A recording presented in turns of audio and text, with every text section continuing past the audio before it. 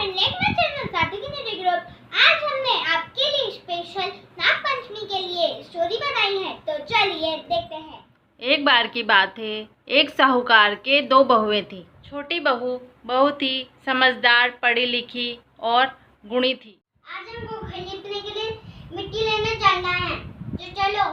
ठीक है भाभी, चलो चलो मिट्टी खोदते हैं। ठीक है भाभी। दोनों बहुएं मिट्टी खोदने लग जाती है। तभी वहाँ पर एक सांप आ जाता है। मैं इसे मार देती हूँ। नहीं भाभी, इसको मत मारो, इसने हमारा क्या नुकसान करा है। अपन यहाँ से हट जाते हैं, ये अपने आप यहाँ से चला जाएगा। ठीक है। सांप एक तरफ जाकर बैठ जाता है। तभी छोटी बहू वहाँ पर आती है। हे नाग देवता, आपने हमारा कुछ भी नहीं बिगाड़ा है। भाभी की तरफ से मैं आपसे माफी मांग लेती हूँ। आप यहीं रुकना, मैं आपके लिए दूध लेकर आती हूँ। ऐसा कहकर छोटी बहू घर चली जाती है। घर जाकर छोटी बहू घर के कामों में व्यस्त हो जाती है और सांप को कही हुई बात भूल जाती है। अगली सुबह जब छोटी बहू पूजा करती है, तब उसे अचानक से ध्यान आता है। अरे, कल मैंने नाग देवता से कहा था कि मैं उनके लिए दूध लेकर आऊंगी, लेकिन मैं काम में इतना व्यस्त हो गई कि मैं उनको दूध पिलाना ही भूल गई। चलो अभी उनके लिए दूध ले जाती हूँ। अगले दिन तक नाग देवता उसी जगह पर बैठे रहते हैं। छोटी बहू दूध लेकर आती है। भैया, मुझे माफ कर दो। कल मैं काम में इतना व्यस्त हो गई कि मैं आपके लिए दूध लाना ही भूल गई। तुमने मुझे भैया कहा है, इसलिए मैं तुम्हें माफ़ करता हूँ, नहीं तो इसका परिणाम तुम्हें भुगतना होता। तुमने मुझे भाई कहा है, इसलिए मैं आज से तुम्हारा भाई हूँ। तुम्हें जो भी चाहिए वो मुझसे मांग लेना।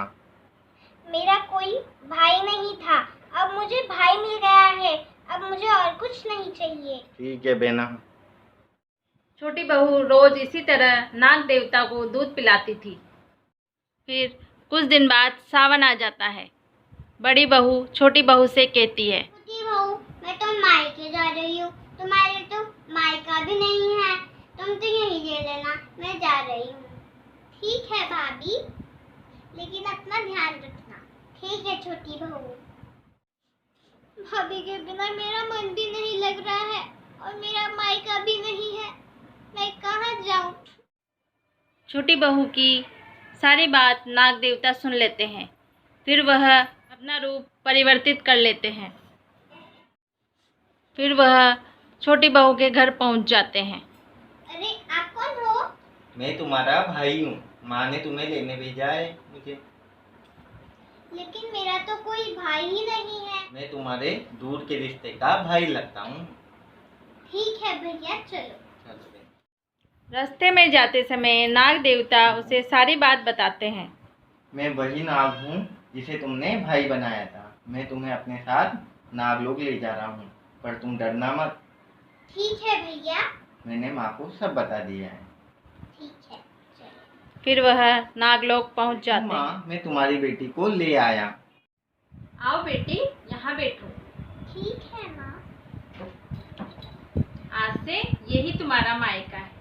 तुम इसे अपना ही घर समझना। तुम्हें किसी भी चीज की जरूरत हो तो तुम ले लेना। ठीक है माँ।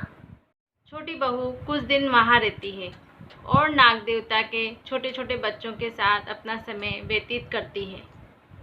कितने प्यारे प्यारे बच्चे हैं। बच्चों, मैं तुम्हारी बुआ हूँ। माँ, कितने दिन हो गए हैं, अब मुझे ससुराल जाना चाहिए। हाँ बेटा, तुम सही कह रही हो। बेटियों को ज़्यादा दिन भी नहीं रोका जा सकता।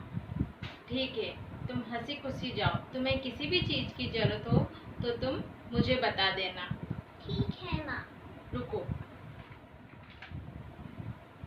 ये बेशकीमती हार है, इसे तुम पहन लो। ये मेरी तरफ से तुम्हारे लिए तोहफा है। धन्यवाद माँ। छोटी बहू अपने ससुराल पहुंच जाती है। अरे छोटी बहू, तुम ये हार कहाँ से लाई? ये मुझे मेरी माँ ने दिया था। मेरा हार तो बहुत ही सुंदर लग रहा है, और कह दिया तुम्हारी माँ ने। भाभी, मेरी माँ ने खूब सारा सोना दिया है। ये देखो। जैसे ही छोटी बहू उस हार को पहनकर निकलती, उसकी चर्चा पूरे गांव में होने लग जाती।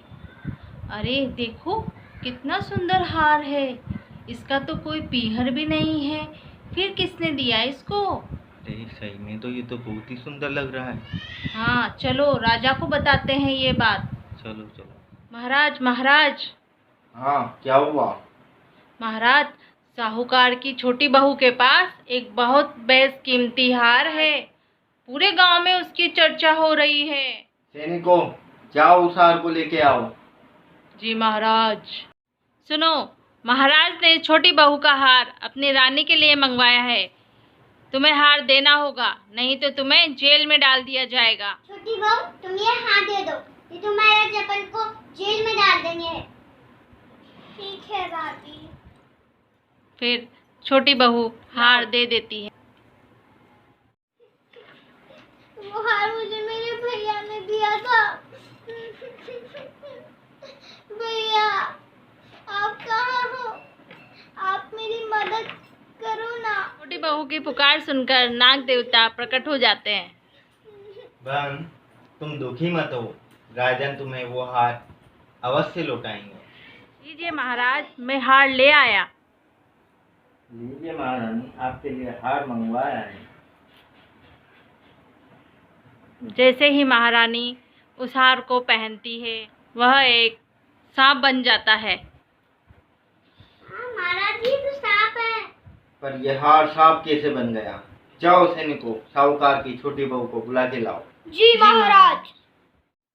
तुम्हें महाराज ने बुलाया है, जल्दी चलो। ठीक है। प्रणाम महाराज, प्रणाम महारानी, आपने कैसे बुलाया?